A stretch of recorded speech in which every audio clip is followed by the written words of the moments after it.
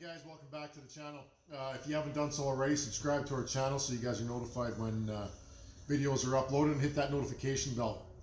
Okay, so there's a lot of people out there who don't know how to use an orbital sander and what the purpose of an orbital sander is, what it does, and how to use it.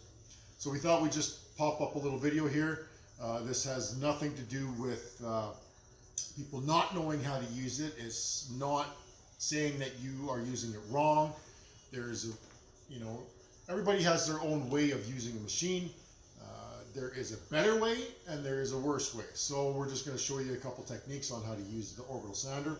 So first thing, an orbital sander, what it does is, if you know what orbits means, an orbit means it goes around in a circle. It's orbiting. The sun orbits, hang on, I'm not even going to get into that. Orbits, okay, so it goes in a circle. So that's one thing that the orbital sander does. It goes in a circle, but it also goes back and forth, left and right, up and down, left and right, up and down, and it circulates. So that's what the meaning of an orbital sander is. Now, when a lot of people are sanding, they don't realize that they have to go with the grain of the wood. So right now I just have a piece of walnut down here, live edge walnut, and I'm just going to show you real briefly on how to use an orbital sander. So we have an old paper on here right now. So what we're going to do is we'll just show you how to take this off. So an orbital sander, normally these are all Velcro. So you'll hear it. If you hear that, that just means you got to take it off, and it's just the new one will stick on. So when you're putting your new paper on, you can get the 6-hole, the 8-hole, the 4-hole sandpaper from your local hardware store. When you're putting it on, make sure that these holes are lined up with the holes on your sander. If they're not lined up, what's going to happen is you're going to gum up the sander and the sandpaper, and you're going to see little piles of dust. That means you're not getting it properly into your bag. When it orbits, all of that dust goes through these holes into your bag on your collector. Okay? So, basic skills. You want to go with the grain of the wood. Always. When you're sanding, you always want to go with the grain of the wood. So I'm just going to turn it on. I'll show you briefly what you're supposed to do. Just take a watch. Just with the grain of the wood.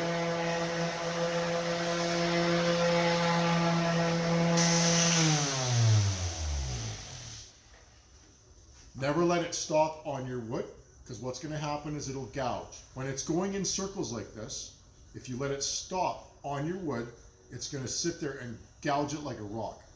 So if you notice the way I'm holding it closer to the base of the sander and on the top. I'm holding it like that so I can actually put even pressure as I'm going back and forth. What you don't want to do is you don't want to tilt it. When you start tilting your sander, you get divots in your wood. I'm just going to show you real briefly here. So listen to the sander. Here I'm holding it even, closer to the base, and up on top, back and forth. You hear that? That's what you don't want to do. You don't want to lift it up on end. Okay?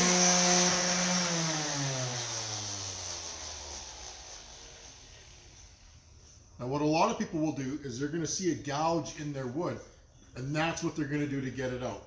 They're going to tip their sander and they're going to press on it like this to get that gouge out. I can show you a little video later on if you'd like. Comment below if you'd like to see a video on that. But when you tip your sander and when you're going back and forth like that, you're gouging that wood deeper. You're not going to see it right now because to the feel of some people's hands, it just looks straight.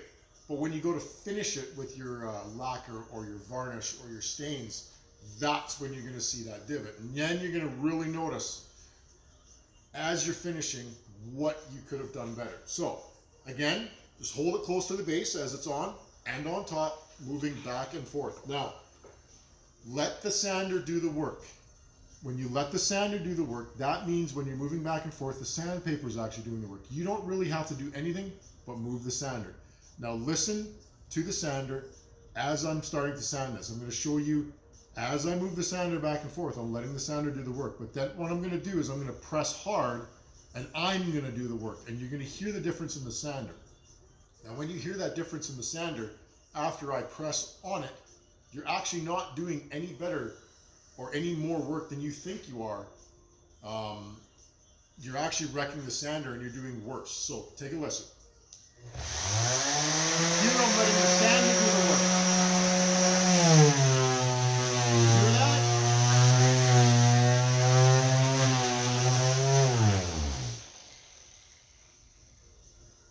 So if you heard that difference, the first part, what I did is I let the sander do the work and I was going back and forth.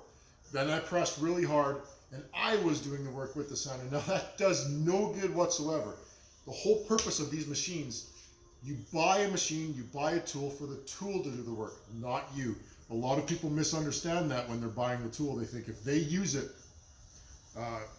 if they put their force behind it, they're doing the work. Well, no, that's not true. You're actually working harder and you'll get it done easier if you just let the machine do the work. So that's pretty much basically it, guys. So when you're doing the sander, you want to let the sander do the work. You press close to the base, just hold it lightly. Press on top, back and forth. You do not want to press on the edge. I'll show you real quick again. You don't want to press on the corners. Nice and flat. Let the sander do the work. Back and forth with the grain of the lumber.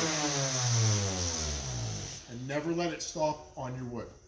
So that's it, guys. Pretty simple, pretty basic. That's how you use an orbital sander. Again, an orbital sander goes two ways. It goes in a circle, up and down, and back and forth. If you notice the sandpaper not sanding how you'd like it, then your sandpaper is probably old. Replace your sandpaper, start again. Start from the lower grit, work your way all the way up to a 320. I believe it goes up to 400 now, maybe even 500 on an orbital sander. So it's pretty basic, guys. I hope you liked it. This how-to video on how to use an orbital sander. Comment below on what you think, and if you haven't already, hit the notification bell so you guys are notified on when we upload a new video. Thanks for joining in, guys, and as always, stay safe.